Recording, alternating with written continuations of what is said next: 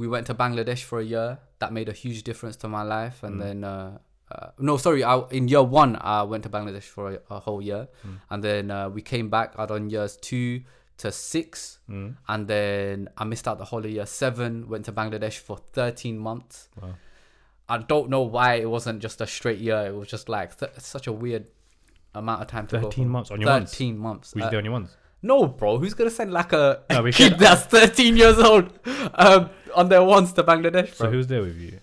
Me, my mum, my second brother and my sister. And my dad and my oldest brother stayed here to handle like the business. But then they went over after like 3 months, stayed for a couple of weeks and then came back and stuff like that. And basically my dad did an extension on our yard at that time. So it worked out convenient to have us like stay in, and because we got a house in Bangladesh, so he was like, okay, you lot stay there. And my mom was going through a tough time at that time as well, because my granddad had sadly passed away. So she was going through a really dark time. She actually got diagnosed with depression, but we only realized that it was depression years later. Okay. But they basically, when they diagnosed her, they said like, oh, we think that was the point that she actually entered depression. So then we were in Bangladesh, and then came back and then tried to figure it all out again with school and that. I remember coming back into the airport after 13 months, and it's such an integral part of your upbringing at that age when you're like 13, because you're like discovering who you are. You're getting your personality, you're getting your confidence.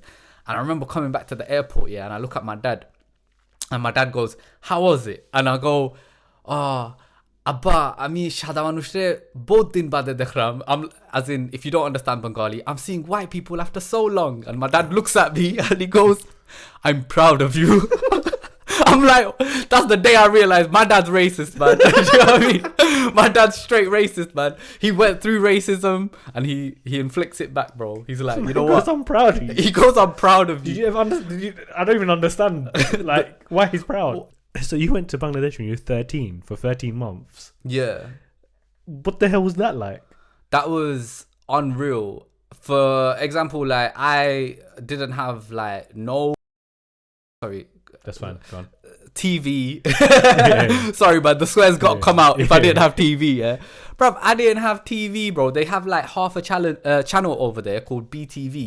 And that's their normal thing, innit? That's their channel 1, innit? Yeah, that's like their government-run channel. Yeah, because it's free, innit? Yeah, and like we didn't have no satellite. My mum was like, "Oh, it's too expensive to get satellite. We're not gonna stay long." She was saying this. We ended up staying bare long, and then we were basically stuck with this channel. And the only thing that I would be able to watch on there, well, actually 2 things: Mina cartoon. Do you know what that is? No. It's like this. It was the one cartoon that used to come on there, and Mortal Kombat dubbed. What? Oh, was it dubbed as in an tape thing? Yeah, it was like some Bangla dubbed version of Mortal Kombat. It's like, to me, come on, show Sub-Zero. That one's Mortal Kombat and Power Rangers done bits out there, innit? Yeah. And Mr. Bean. Everyone in Bangladesh knows Mr. Bean, innit? They love Mr. Bean and Tom and Jerry and that as well. Is that their thing? Yeah, they love Tom and Jerry. It's mad how the little things I mean, I don't know how much value they have for it anymore, because they've got above the internet. They're sick. Yeah, sick. now it is. Yeah, now I get better internet there, like in the middle of nowhere. Yeah. Then I do in my yard. Bloody hell. My yard's dead. That's Sheikh Hasina, man, saying digital Bangladesh. Literally, bro. But that's mad how you went there. Did you feel like that was an integral part of your life going to Bangladesh? Yeah, because it actually shaped a lot of my creativity, funnily enough. How? Because you know like if you close your eyes you dream, innit? Like you go to sleep, you dream. If you go to sleep, you dream. I don't know about closing your eyes. Yeah, like when you close your eyes you can imagine things, innit? And it's like almost, because so much of the stuff that would just be distractions for me in the UK, like whether it's like watching Cartoon Network or just like, playing on my Game Boy or this, that and the other. When I was out there, I took my PlayStation with me, but I was so tired of completing Tekken 3 over and over again and just going through like the campaign mode and stuff that it like almost forced me to try and find other ways to entertain myself. Oh yeah. Not in that way. Like I said, we had half a channel and Mortal Kombat. Yeah. Unless I'm doing When you close your eyes, you dream. I'm thinking of Kitana, bruv. No, I'm joking. Oh my god, our fans. Nah. Bruv, imagine, yeah, I'm there, like, really taking inspiration from my uncles, my aunties, and then man just picked up, like, a bunch of paper one day, stapled it, and then I just started, like, making little comics of, like, my uncle, like, saying funny things, and then me, like, showing... Why are you looking like that, bro? Because he's like, mad. This guy mad. God. Legit. That's what. And then I would give them to my sister because she was bored as well, and she would like find them bare jokes. Why are you busting up? Why is Zach laughing like in a? When you watch this back, you'll see it. Yeah, that sounds really good, bro. Amazing stuff. It's so good to hear how you can be so creative. Yeah. Yeah.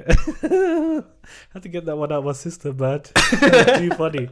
I'm so lost. I don't know what. It's just the sequence of events was great, bro. Oh. But yeah, no, going to Bangladesh sounds amazing. Is that why your Bangla is so good as well? Yeah, for sure, man.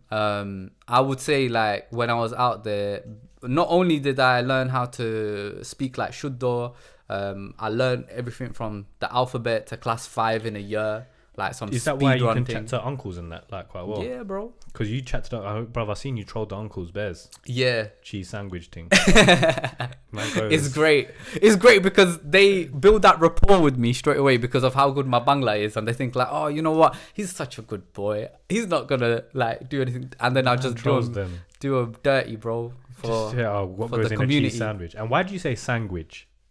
It's a Brum thing. Is it a Brum? Oh, I thought it was a brown thing. No. Sandwich. Say it again. Sandwich. Sandwich. Yeah. So you say sandwich. Yeah. How do you spell it? Obviously. Sandwich. Yeah. But you lot say What do you say as Londoners? Sandwich. Which? Sandwich. But you must say sandwich. Sandwich, But what? mate. So is Bill It's a from sandwich? Bill from near Aston Villa Stadium saying sandwich as well? You know, them ends, yeah, they talk in a whole different. Alright, I'd say Bill from dialect. Dudley then. Like, I'm from Dudley. Is that My dialect different? my mum said Dudley's a lovely place. All right. What about Don't. You say instead of don't, they'll be like down. What the hell, bruv? What kind of gin is in this room, bruv? How did that just? That just retracted randomly, innit? Edit. That's kind of mad. That's the energy from Dudley, that guy coming to from Dudley. People in Birmingham have like this whole attitude of just like, what's the worst that's gonna happen? Do you know what I mean? Like, That's good, though. you know, I get like random grannies just like smiling and nodding at me like when I go out for a walk and that. Do you know what I'm saying? Like, Yeah. it's I like mean, that. why do you? Why is in Asian grannies? Nah, just like any grannies. Oh, what? On a normal, they just smile at you. They just smile at you, bro. What? Because they know you, or because that's just normal? Just Swear down. swear down. That you're moving. That's how I'm moving, bro.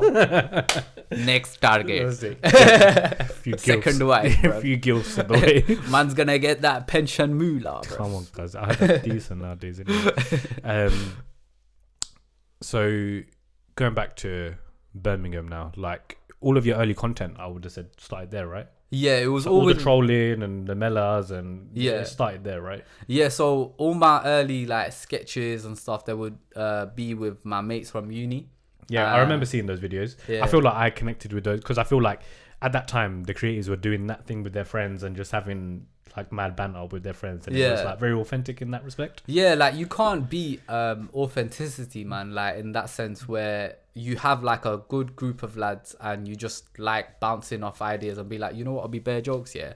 Let me put a mustache on and that, yeah. And then I'm gonna put this dog chain around your neck, and then you're gonna be my wife, yeah. And then I'm gonna say like we actually created a sketch like that. Oh, you did that as well? Yeah. I mean, you wouldn't pluck that out of your head. It was like oh, you know, there was that whole trend in like 2018 of girls wearing chokers. Yeah. So it was like this uncle character, and I was like, oh, it'll be hilarious if I get a dog chain, and I'm like, oh, there, lagi ami so garanti, and then I put it around my boy's neck and that, and then That's actually quite funny. bro, it was hilarious, man, and we were just really having fun, and then obviously, you know, things move on. A lot of my boys, they weren't actually from Birmingham. They moved to Birmingham for uni. They went back to where they are from, and they got jobs, and you know, some of them moved out of town for those jobs. Got real jobs, is what you're saying. Yeah, man, and shit got real for them, and I was there like, oh shit, like so much of my content was with these guys, and I was like trying to figure out how to evolve as well. So like, at that point, did you think, oh, like I might as well give it up as well? I would say like I've had moments in my creative journey where I felt like giving up, but it wasn't because of that. For me, it was like, okay, I know the main person on my channel is me, and I know like I enjoy making content. I love making videos. So how do I do that without my boys? And for me, it was a point of self-discovery, really. Also branching out, finding other people I could collaborate with, like for example, drama setters. Joynal, he was like basically part of a dance group, and he wanted to do something more halal, and he was like doing prank calls on Instagram. Sorry, he wanted to do something more halal, so he joined you. I mean, come on, bro. You know, man's trolling people on a sandwich thing, and then all right, let's go back to this now, because now you're talking about halal content. Yeah, I know Ramadan's coming up and that.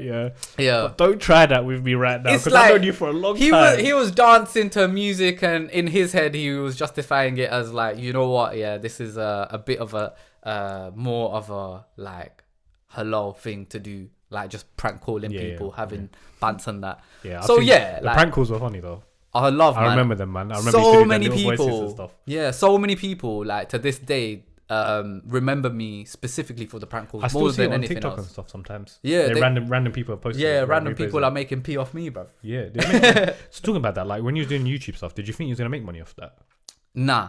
Do you I don't know if you remember. Like, do you remember when I showed you my YouTube revenue? Of course, I will never forget that, because it made me think, what the hell am I even doing in life? Trying to even, because I remember you was banging bare views. Yeah. And I remember seeing like $30 or $25. Yeah. And this was like the peak times when you was doing the sandwich stuff and like. Yeah, this was when I was at like around 10k or 20k subs. And that's a lot of subs, bro. Yeah. And man's there getting $25 off the amount of views you was getting. Yeah, a month, like, by the way. Yeah, a month. $25. But that's taking the piss, bro. Yeah, I know.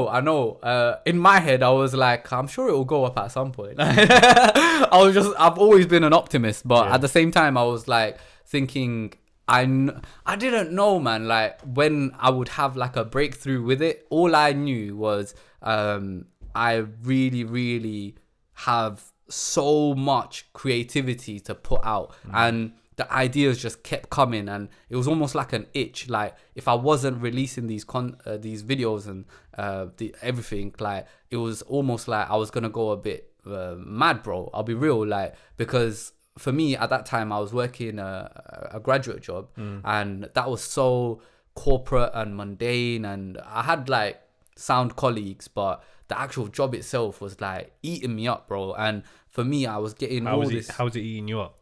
Like the early starts, like I would have to be there for 7:30. It was in the automotive industry, so the factory runs like 24 hours. My shift would be 7:30 to about 4:30. There was mad roadworks at that time as well on the motorway that I would have to go on to get to work. So add like another 1.5 hours on each side.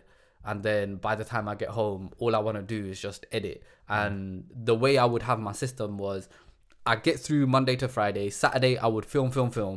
And then try to start editing on Sunday. If not, then if I need to film more, I'd film more on Sunday. And then throughout the week, every 2 weeks, I would try and pump out a video. But I was just getting like... I always feel like I had to suppress my creativity, because obviously... the media industry as a whole is like proper looked down upon by our community. I'm sure you've had this as well, as a DJ. Of course. Like, but even like now doing podcast and YouTube and whatever I'm trying to do, like even radio presenting, people are like, "What are you doing?" Like, they just don't get it. Yeah, and I don't expect them to get it as well at the same time.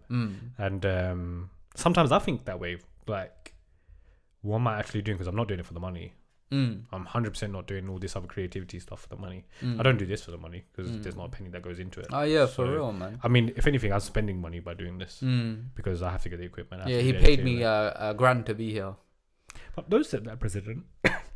One, these next men are going to think that I paid you and didn't pay them. So I didn't pay them. And the second thing is... that everyone knows the payment is in dal. Do you know what it is? If I could pay people, though, I fully would, though. That's But you know what? Then I wouldn't have you on the podcast. I'd have a bigger person on here. There you go. There you go, bruv. Because you know what Steve Bartlett says? The more you... Oh, yeah, this is going to be great. Tell me a really, like, sad story of your life. Like, something really quickly, like 10 seconds. Like, when I got circumcised. Yeah, go on. Tell us quickly about that. Go on. Tell me deeply. When I was 11 years old, I was circumcised. My parents, they did not consider to get me circumcised when I was little. When I would have no memory of it. They wanted me to remember that shit. They wanted me to come downstairs and see a random guy in a filler tracksuit and know that this man is going to chop my willy. And to do that, they weren't going to take me to a clinic, to a medical professional. No, they got the dining table and they put it in the conservatory. And they got my double mattress and they put it on top. And then the guy looked me straight in the eyes and he said to my dad, "So what are we doing here?" And my dad said, "Just a little bit off the top." It's okay. I really want to talk to you about something really important right now. And I swear by this product. What the hell is that? I don't know if you watch Steve Bartlett's podcast, yeah? But halfway through the podcast is bare deep. And he promotes you. Oh my days. So yeah, funny. I have seen that actually. Bruv, it's so funny. It's like, I was watching, I think it was Davina McCall. She was talking about her, like, she's taking drugs and that at like 12 with her mum and that, yeah? But next minute, the guy just starts talking about Hugh. Them man love Hugh. I've never had it, but... One of my boys is hooked on it at the moment. I'm just like, yeah, because you can't be bothered to cook. Yeah, but I can't. How can you have a drink as a meal, bruv? Bad khawa lage, bro. You gotta have rice. Makhaid by your much. Yeah. Obviously. Domestic pending with my wife. But yeah, I can't remember what we were saying now. No, I do.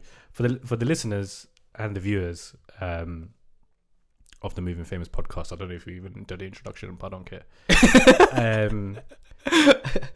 So you had your circumcision when you was 11, didn't it? Yeah, man. Bruv, sorry, I just sprung that on you out of nowhere. No, it's cool because you told me about this before. But yeah, that's kind of mad how you had it at 11. Yeah, man. So you remember it like it was yesterday. Oh yeah, man. I remember it vividly. Did it hurt? It hurt so much, man. And like I remember the recovery Did you watch it or did like? No. I didn't watch it. They basically put a lungi on me, and then they just lifted the lungi and they spread my legs and they rested the lungi on my knees, and then the man just done his thing. He done his thing. Yeah, man. Literally. And then, bro, when I tell you, like, I was so scared to even look down, and the recovery takes bare long. The longer you leave it. Bro, they done it during the 6-week holidays, and it took at least like 5 weeks. And I go back to school, and my mates are like, "Oh, so what did you get up during the 6-week holiday?" And I'm like, bro, I don't even know how to explain it to them because they're all white, bro. None of them get circumcised. They're not gonna understand that. I didn't even have a Jewish kid in my school to confide in. But that's mad though. Yeah, 11 years. What the hell did they wait so long for? I don't know, man. You never asked this question when you're getting your rice mixed up for you. Allow it, bro. Allow it. You never asked the question. No, it's a bit of an awkward conversation to have now, though. Isn't it? It is, man. And obviously, I don't want to make my parents feel bad in it. Well, like they've given me enough trauma in ways that they never intended. It's just you just got to deal with it. What other generational trauma do you have? So there's something I learned the other day, and I was chatting to Zach about this the other day as well. So you know, like us, we've got the belly, the dead. Like, yeah, there's a reason we got that. You know that? Why? So most Asian bodies, you see that they're like slim, like me. And they got a belly, like me. What do you call it? Fat. Yeah. So, what do you call it? Nah, fat as well. Yeah. Okay, so fat. So fat in it. Fat. So people got a stomach, a belly. The reason why they're slim, so most Asian people are slim, and got a white big stomach, and it's because of generational trauma. So we're ready for starvation. Our bodies The reason why we got bellies is because we're ready for starvation. Are you serious? Yeah, so our bodies are still recovering from generational trauma because our ancestors were like that. They had bellies. And it makes so much sense because we were starved, weren't we? Wow. Our peoples were starved. Yeah, well, yeah. So yeah, our bodies are ready for starvation. Obviously, we're there munching away, having bare rice and roti and all of that. Yeah.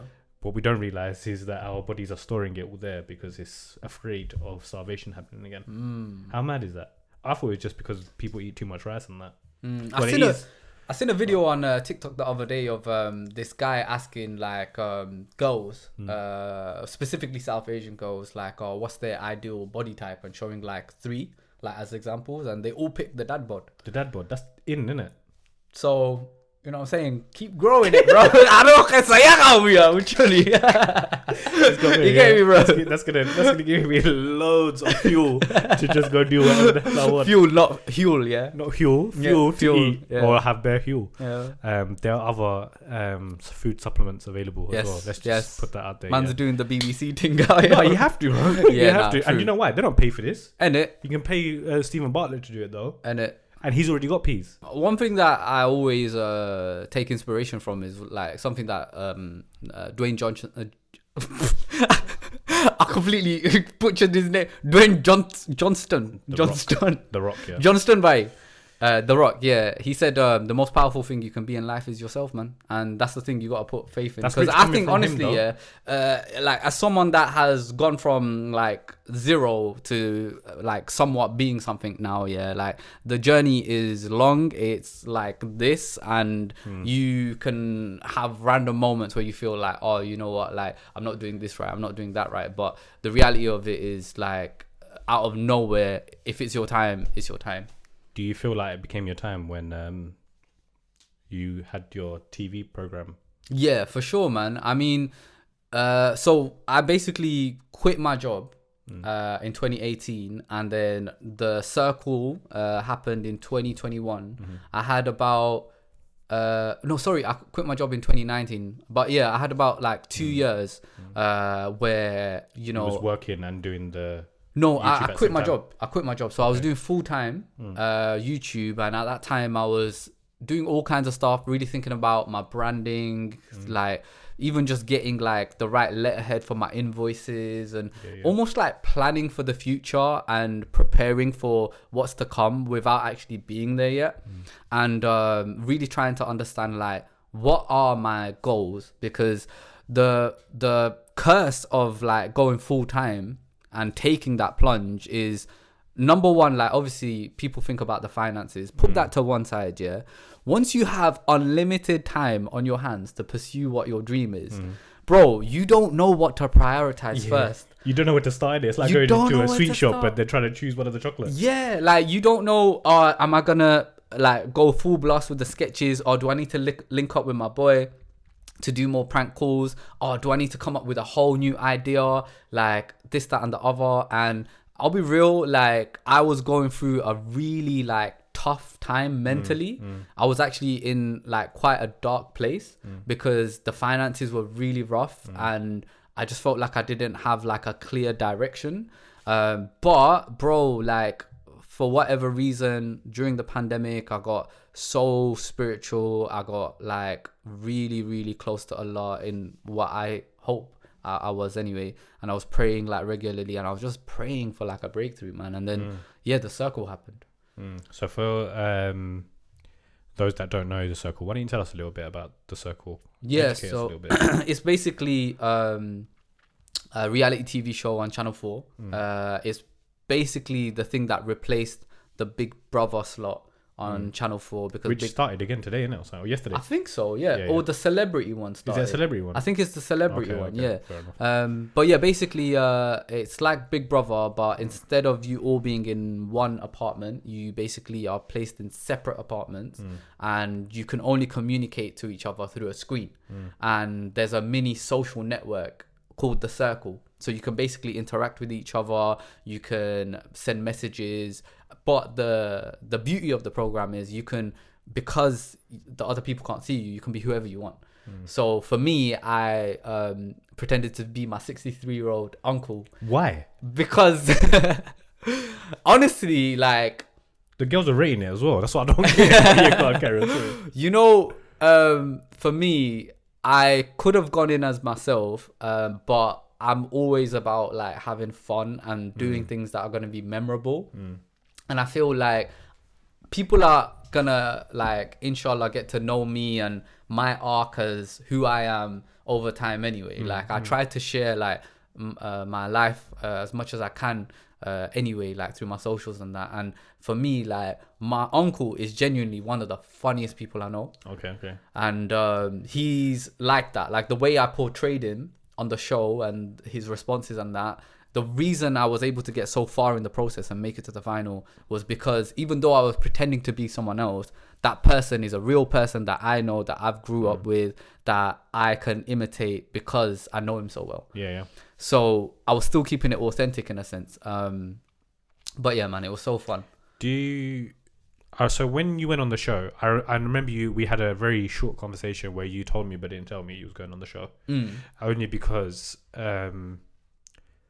I needed you to do something for me, and you was like, yo, hold tight, I'll be back. Basically, I said, hold tight, I'll be back. Yeah. They took my phone for 4 weeks. So I didn't have no mobile phone for 4 weeks, you know that? Yeah, I remember you saying after you didn't have no phone for time. Because I think you messaged me, and then literally I was in, because it was all during Corona. Was it the screening process that I messaged you in? So I think you messaged me when they basically kept us in isolation because Corona was like big at that time, and we basically all got kept in isolation separately to have like multiple tests to check that we don't have like Corona over a period of a week. And I think you messaged me in that week. Okay. Yeah. Makes sense. Yeah, because I remember you was like, yeah, I'll be back. So I was like, cool. And then it happened. And I remember someone messaged me because obviously it went. I'd never heard of the show before. They had a few seasons of it, right? Yeah. And obviously the local guys were like, oh, look, your mate's going to be on there. And I felt like they were throwing shade a little bit. They don't know you. They know that I know you. But and I felt like those Bengali people were throwing shade a little bit on you that you was on there. Yeah. And I was a bit like, so what, he's on it? Like me being me. One, because I know you. But even if I didn't know you, I'd be like, what's... And I know the way these men think. So that's why I was like, because they said they'd probably say the same shit about me. Yeah. So I was like, yeah, whatever. Yeah, and I've had that at multiple points of my creative journey, man. You know, it's almost like a bandwagon. Do you know what I mean? And people's default, not everyone's, don't get me wrong, I got so many people that show love and everything like that. But so many people's default is to be like, oh dejo, like, look at what he's doing. Do you know what I mean? Look at this guy's son. And it, do you know what I'm saying? And it was that case as well. I got a lot of hate on Twitter as well. At the same time? When it was starting, when I announced it, and there was a bunch of random people like showing like just negative, like hateful energy. And then when the show was going on, and obviously like there was this whole wave of like support and love, and honestly like it was overwhelming. Like we had like me like trending on Twitter multiple nights, like the phrase like what the bloody and stuff like that, like trending at number 1 on Twitter one of the days. Decent. On the final day. Make any money on that? No. But great story, but yeah.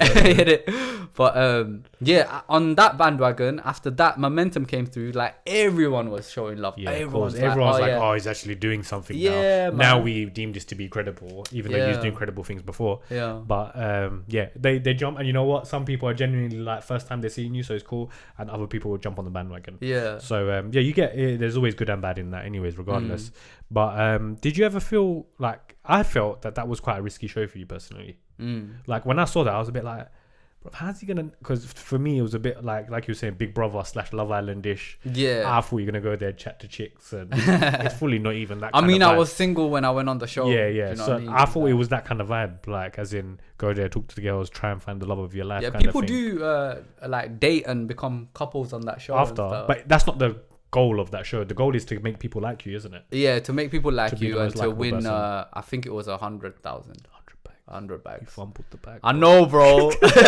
You fumbled the 100 bags. If you got the 100 bags, you fully wouldn't have been here. Edit. I wouldn't have known you if you get hit. Edit. I'd be long gone. No, I'm joking. I'd expect you to be long gone because if you're there 100 bags, I'd be like, when you deep it though, like if you did win 100 bags, yeah, like that would go straight onto a yard, and then you'd basically be back to doing podcasts with Smash Bengali. Exactly. Yeah. So yeah, probably actually to be in this day and age, 100 racks is nothing. It's not you know what I'm saying? I mean, not that I've got 100 racks in my pocket, but like I'd love 100 racks, but it's nothing in this day. Not to duck out and go do your thing. No way. Yeah, it's not. Yeah, like, did you not have a fear, like, at that point that, you know, like, cancel culture and stuff like that? Like, did you not feel that they especially, like, your own community would, like, come at you for that? Oh, yeah, 100%. Especially because, like, on the show, like, obviously, I was crushing on Manrika. Oh, yeah. And I was basically, like, you know, kind of infatuated. Like, imagine I ain't got my phone. I have no, like, contact with the outside world. These people are my life. And this is a girl that I'm having a genuine like connection and good chat with. Did you know who she was before you went in there? No. So, but you just crushed on her via the text? Crushed on her via the text and like, basically the convos that we were having and stuff. Yeah, man. But you didn't see a picture or nothing? No, you can see a picture. Oh, you saw the picture? Okay. Yeah. That's enough. Because I was saying, I thought you was doing the sleeping thing and closing your eyes. And dreaming. Nah. But, yeah, man, I feel like, you know, the same way you might come across someone on your socials and you might just like someone, the look of someone, you have a chat with them on the DMs. It was like that, man. But I kept an open mind to everything on that program, and I'll tell you why, yeah. And it's because of what one of the producers said to me. He was like, you know what, Smash, like, you are going to be under so much pressure compared to everyone else. Yeah. And this guy really got it. Like, he really understood me well, yeah. And he was like, you got to represent British Bangladeshis. This is probably one of the first times a British Bangladeshi has been on a show like this. You're also Muslim. And that's a community that is, in some respects, very reserved and judgmental as well. Because if you step outside of the fold of certain like things that are black and white, then, you know, things can come down on you very quickly, bro. Yep. And then the other thing is, obviously, like, you're British. Like, you're just, you're Hashu. Like, you got to also represent that. And I was, like, saying to him, yeah. And then he was like, but just remember, you as Hashu, you are already all of those things. Like, you are Bengali, you are British, you are Muslim. So as long as you be yourself, like, those things will naturally come through. So whatever you're feeling, just be authentic, just own it, and just know, like, people will appreciate you just being you. And for me, it was like a concept that I felt very, like, it was just alien to me to think like, oh, I can just be myself, because I'm so used to making YouTube videos and doing all of this stuff where I'm hiding behind a character, or I'm just like, you know, having a laugh and this, that. But I trusted him, and bro, he was like a good producer. Like, it sounded like some solid advice right there. Yeah, man. I mean, I don't think I could take that advice and use it though, because if I was in your position and he was having a conversation with me, I'd be like, that's what I don't want them to see. You know what I mean? Like, but for you, it works 100%. Yeah. And that's great to know that you had that kind of backing in that respect, because that is some really solid advice, man. And it shows, because I remember I had my racist white friends, big up Sophie, and I did this on the last podcast, because she was like, oh, this guy reminds me of you bears. Yeah. And I was like, put our faces together. Sophie. Seriously, pagan. But, she's like legit like family to me, yeah. And I was like, listen, just because he's brown doesn't mean that he's the same as me, and it doesn't mean that all brown people know each other. I do know you, but that wasn't the point that I was trying to make. You know what I mean? And I was like, and I told her that you was covered on the podcast as well. And she was just like, oh yeah, I remember saying that to you as well, because it was quite a while ago now. But it's like the random like. Margaret's and that know who you are now since that program, man. Which is the maddest thing, because it's hard to do that, you know, like for people outside of South Asian culture to understand people like yourselves. And yourselves, people like me, yeah. But letting Sophie get into his head, fam. That's exactly what a white person would say. People like yourselves. Yeah, for me, it was like so refreshing to be a Muslim, to be Bengali, to be able to be on a show like that, to show people like there's people from our community that are like able to have a good laugh, that are able to basically be a Muslim, and it's not like something and makes them like flipping convert to another religion. Yeah. And it was nice to be able to show like a fresh perspective, man, and just be myself. But I'm really grateful, and like you said, man, like the kind of outreach of that show, I wasn't expecting it to be like that. I wasn't expecting either, because I know how hard it is as well. Did you was the DMs like mad flooded after that? I'm married now, bro. I don't know how much I can say, bro. It was mental. It must have been mental, though. It was mental, bro. Any mad requests? A guy basically a guy, yeah, wallahi, this is so like messed up, yeah, bro. He wanted to pay me for my socks. Wallahi, mums. How much? £50. I told him $1,000. I told him $1,000. Wallahi, mums, I told him $1,000. You said a bag. I told him a bag. I told him a bag just to see what happens. What did he say then? I can't remember, man. I'll be real. Bro. No, legit, yeah. When I tell you, bro, like my DMs were mad. I mean, like there was no way to keep track of things at that time. Like it was a side of social media that I've never seen or experienced. Like ding, ding, ding, ping, ping, ping. Yeah, and I was like so distant from it all in some sense as well. Like I would go on, I would just like, you know, treat it as a laugh, and I would, every day the show was on, I was just like, yeah, I'm just gonna watch it with my family and I'm just gonna enjoy it. And then I didn't realize that the show was gonna blow up like that, because season 1 and 2 didn't. They didn't do bits, but no, but I feel like people like yourself and Manrika and these guys made the show though. Yeah. Without you guys, especially you as well, because a lot of people felt like that you should have won it. Yeah, man. Like snaked a little bit. You got